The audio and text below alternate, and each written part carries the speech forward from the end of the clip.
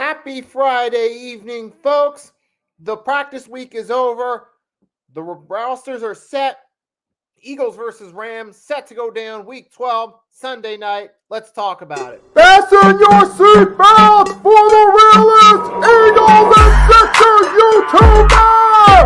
One who plays no clickbait and gets to the point! The myth, the legend, Nicky Stees! Come to my channel, you know the deal. Yo, boy, always keeps things real. I'm simply statue, think they slate, dropping unrealistic man, 2K takes for the clip. Even though cats like that get views closer to the millie, never hear me preach, look on to Philly. Before you watch the Eagles all the way through the early 22, authentic talk, forget what others do. Come to my channel, you know the deal. Yo, boy, always keeps things real. The 24/7, 365 way. Sports content for the reals that fill the day.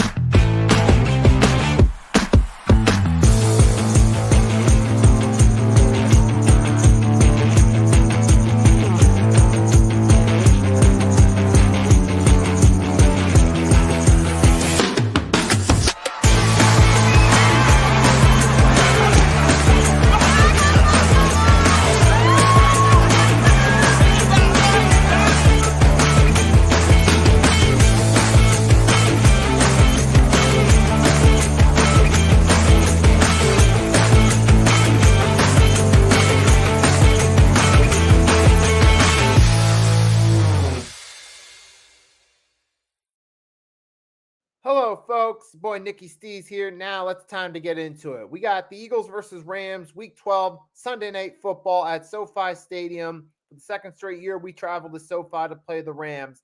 Going into this matchup on Sunday night, we minus 3-point favorites. We 8-2 and cruise control the NFC East. Rams are 5-5, and they're still fighting for their playoff hopes. And to be fair, the Rams, this, and I understand why it's minus 3 odds, because the Rams do have good offensive weapons. They still have Cooper Kupp and Nuka Kumpu. Yeah, they still got some solid weapons there on offense. And then you look at the Rams still are coached by Coach McVay. Remember last year they started off struggling. They got hot later in the season. They managed to sneak in the wild card as a 6th seed. We could be seeing shades of that again from the Rams. But the Eagles obviously are the favorites because we have the better all-around team.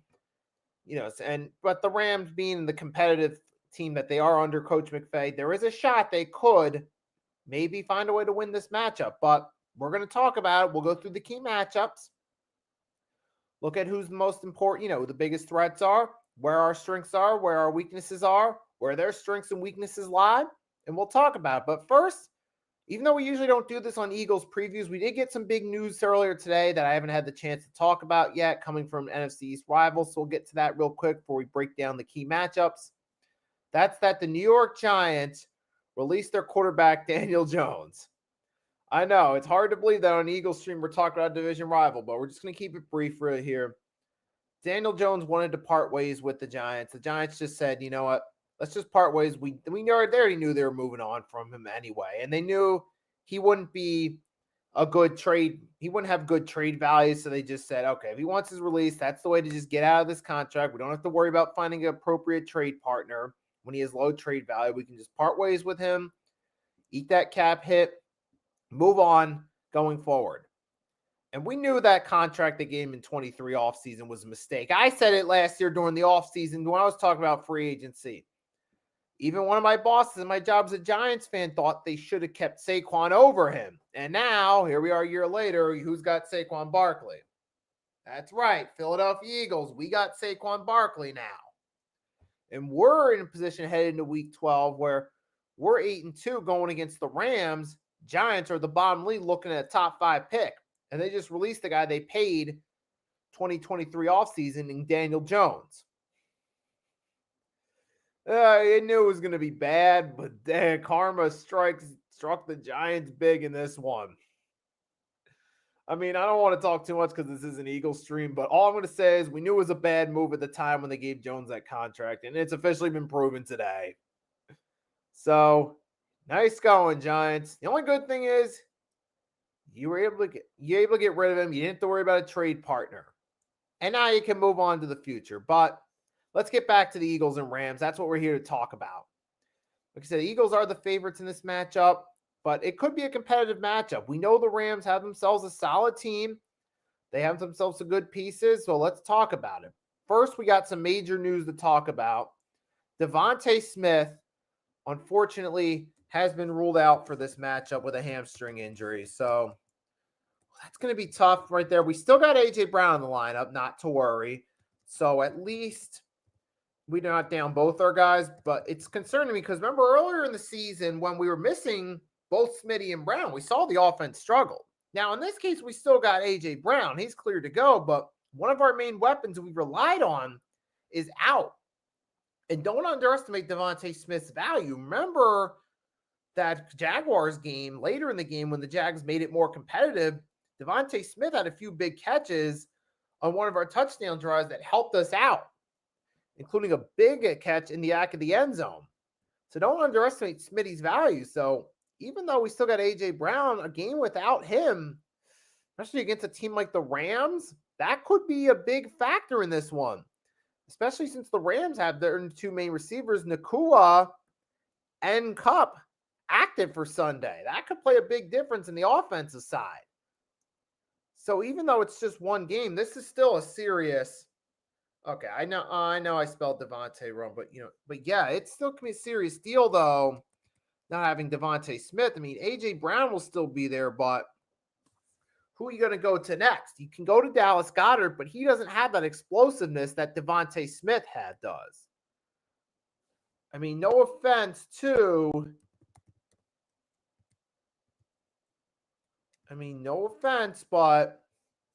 I'm bugging right now. I'm sorry, but no offense to those guys like Dallas Goedert, but he doesn't have the same explosiveness DeVonta Smith has outside of A.J. Brown. You take DeVonta Smith away, A.J. Brown's your most explosive weapon in the passing game. Jahan Dotson, he hasn't really been utilized much this year. So do you really think they're going to go with him? So this could be a bit concerning on offense. But fortunately, we still got Saquon, still got Jalen Hurts, still got our offensive line's mostly healthy. Still got Goddard, but he's, with all due respect, he hasn't really played that much of a significant role in this offense, minus that huge catch against the Saints that helped set up the Saquon go-ahead touchdown late. And then, you look at it, you still got A.J. Brown, of course. But so we're not completely damaged, but still, that could be a key loss. That might play a little more of a factor in the outcome than people think. But let's hope that DeVonta Smith's injury doesn't affect the Eagles' offense too much. Because as long as we still got Saquon, we still got the RPOs in play, A.J. Brown, we should still at least be able to win this game. But it'll be interesting to see what the Eagles do to adjust without DeVonta Smith. Now that's going to bring us into the key matchups where we look over everything. But for starters, we'll say in the passing game, I feel like the Rams have an advantage by default by the fact that DeVonta Smith's out because they still got their two guys, Kupp and Nuka, healthy. Meanwhile, Eagles are relying on A.J. Brown, and then after that, Dallas Goedert and Jahan Dotson in the passing game. So I feel like that Kupp-Nuka 1-2 duo at receiver, that's going to play a big factor for the Rams in the passing game. And we got our pass game ain't good enough. Yeah, Philly Flyover saying that.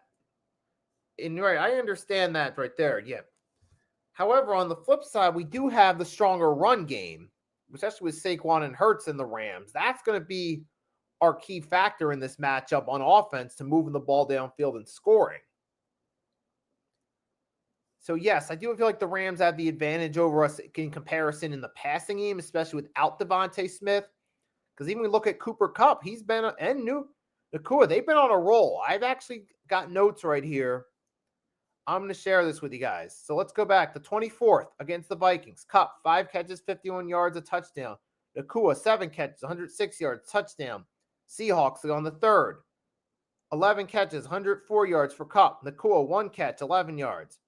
Okay, not that explosive, but against the Dolphins, Kupp, 7 catches, 80 yards. Nakua, 9 catches, 98 yards. The point is, when these two are healthy, usually they can produce in the offense.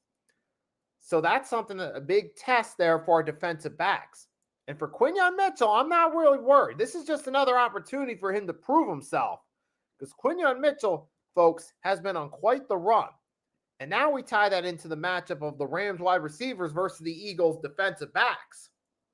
That's the key matchup we're going to talk about. Now, Quinyon Mitchell, you can say whatever. You can say he's locking people down. I've heard that analogy. We've heard the Guantanamo Bay jokes about him locking up everyone. But there's also another joke from Instagram I'll share with you guys, that he's on a Darrelle Revis type of run. Quinyon Mitchell's on a Revis Island type run. Notable wide receivers held under 35 yards. Christian Watson, Drake London, Chris Olave, Mike Evans, Brian Thomas Jr., Malik Neighbors, CeeDee Lamb, Jamar Chase. You see that right there. You see Quinyon Mitchell has been on quite a run, folks. And you look, he shut down Drake London and Mike Evans. Those were one of the good things, particularly in that Bucs game. That was the only good thing from the Eagles defense in that matchup, is Mitchell shutting down Mike Evans to under 35 yards. So I'm confident in Quinyon Mitchell going against, assumingly, Cooper Kupp in this matchup. I'm confident with that right there. I mean, you still got other guys like Reed Blankenship. You still got Blankenship in the secondary. He stepped up his game. He showed himself a valuable presence. He can help out. Cooper DeJean, I'm still waiting to see what he can do in this matchup. And big play Slay, I mean, let's take a look. If he's in, even though he's started to take a step back, he's not the same guy he used to. You're hoping that Darius Slay, if he's going to be in this matchup, which so far it looks like, Slay's going to be in this one. You're hoping if he plays and he's healthy, he can at least flash some of that brilliance he showed throughout his career and help us in this game. If Philly flyover, we can't run him into the ground. The pass game with AJ Goddard, Dotson, and Wilson. Got to see a 300 plus passing yard, no turnover. I'm confident in our defense. I'm definitely confident in the defense too. It's definitely gotten a lot better since the bye week for sure. Yes, I don't lack confidence there. I mean, and I get what you're saying about Saquon. We can't run him into the ground. That's a valid point.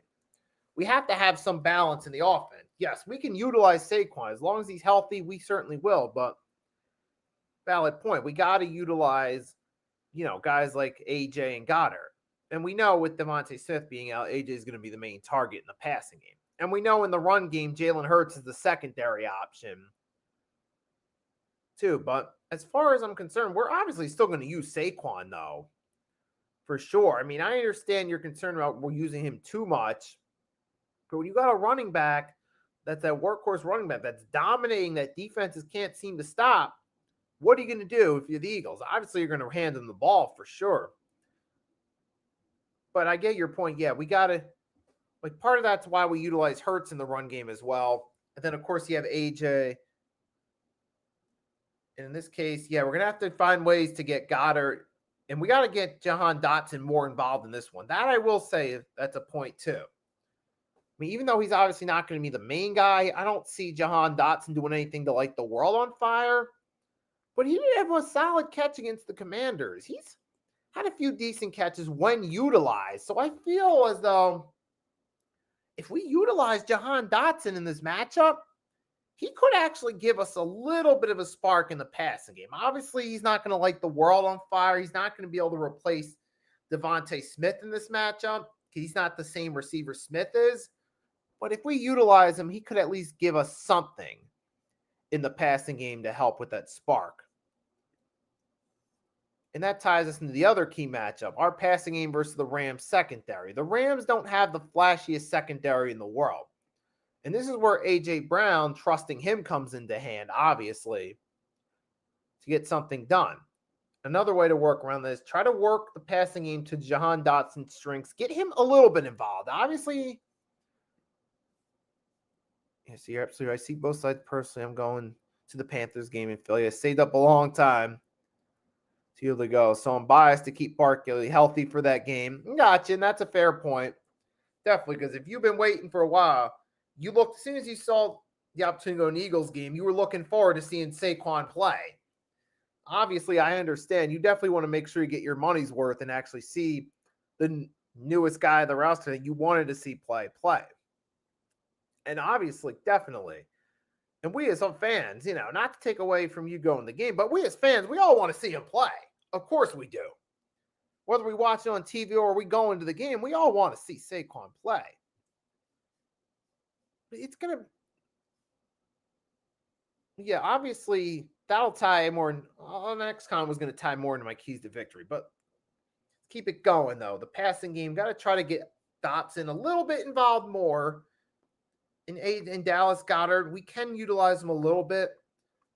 But you got to wonder, though, with the Eagles, how much time will they have to adjust the strategy without Devontae Smith? Because he really just got it out today that he's going to be out.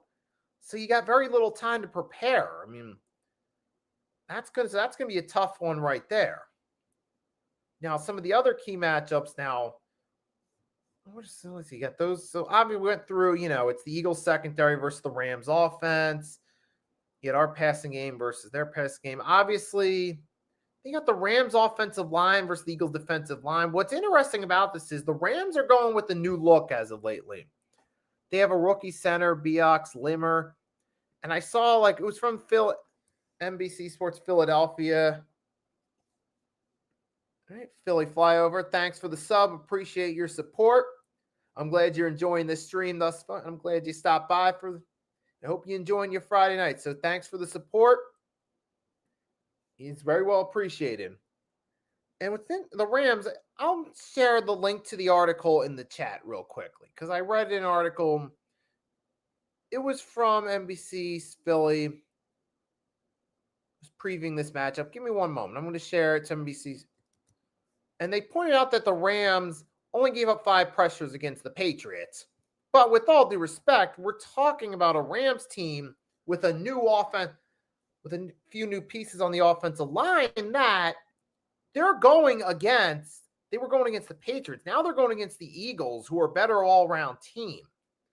So I'm not fooled by that stat line necessarily that some of those new guys in the Rams offensive line with their new rotations. I'm not sold on the hype because this was against the Patriots. The Eagles, we have a favorable matchup there. Our defensive line there, we've gotten better at getting pressure to the quarterback. I'm definitely sold on this team's ability to get things done. And we've seen it happen. You got Nolan Smith, 15 highest pass rusher amongst edge rushers since, for teams that have won this season since the bye week. You got Jalen Carter, those guys. Zach Bond's been a beast on that defense. I'm more confident in this defense since then. Don't get me wrong. So I'm not really sold on this idea that the Rams offensive line poses a threat. But if you're a journalist, you got to do something to hype up the game. You got to do something to hype up that Rams new look on the offensive line, even if you're going based off a game against the Patriots. So I'm not necessarily faulting them, reporters, for doing their job of trying to hype up the matchup. I'm just saying, as a fan, looking at it from a non-objective standpoint, I'm not sold on that new look of the Rams offensive line. That's all I'm saying. But hey, the guys in the article, that's their job. They got to do what they got to do. But I feel like we definitely got the edge defensive line. You got your guys there, Jalen Carter, Jordan Davis, Nolan Smith. I mean, you got some guys also with the linebacker core that can make some moves. I'm loving it. I feel like we got a favorable matchup there on defense. We could at least get to Stafford a few times, get some pressure. We see that the Rams don't have the greatest offensive line. There's a matchup favorable for us right there. Let's see. We talked about, Eagles run game versus the Rams. That's a favorable matchup for us right there with Saquon. And not to mention the Rams are doing a pretty poor job. They're not the greatest defense in the world. They've been averaging, they've been giving up about 350 yards per game. We're having 379. That's a favorable matchup for us right there. We're one of the top teams in yards average per game. Rams are one of the worst defenses. They're struggling this season in terms of giving up the run. So I like our chances in this matchup on offense. And defense, I mean, I don't be surprised if the Rams score some, but I like it. Quinyon Mitchell's on a Darrelle Revis type of run. I like that. I think our defensive line has a good shot here, getting some pressure, getting to Stafford a few times. But overall, I like it. So now I'm going to move along, break down to the keys to victory, the fun part of it. Cooper DeJean and Quinyon, I'm sold on, but BG surprised me the most. I like the matchups. We just got to distract or put Stafford off his spot and take advantage of their secondary. Yep, so I'm just going to reread that one more time. Cooper DeJean, Quinyon, I'm sold on, gotcha. But BG surprised me the most. I like the matchups. We just got to distract or put Stafford off his spot and take advantage of their, I'm guessing you mean of their offensive line or wide receiving core. I think you might have mistyped that last part at the end because in take advantage of their secondary. I think that might have been a mistype. I think you may have meant put them off his spot and take advantage of their offensive line is what I think you meant, or take advantage of their wide receivers. But I kind of get what you're saying. I get you're saying. You're sold on the matchups, though.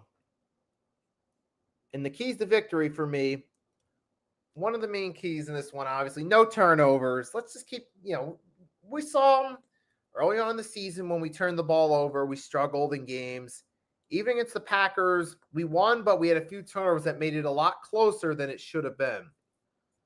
Like their DBs and safeties on the defensive side. Okay, I guess what you're saying is kind of shut down the Rams offense a little bit and force their defense out on the field more is what it sounds like you're saying. But I guess, in other words, sounds like you're saying control time of possession. Use our defense, keep them off the field, put our offense on the field, control time of possession in this one. And for keys to victory, obviously we don't want to turn the ball over. We've gotten away. We've started to limit the turnovers, and it's worked out better for us since the bye week. That's one key. Another key is, Saquon Barkley, when we utilize him, he's efficient. Utilize him. Don't get too, don't try to force the pass necessarily. Use the run to set up the pass. We've done that well all season long. There's no reason to go away from it in this matchup.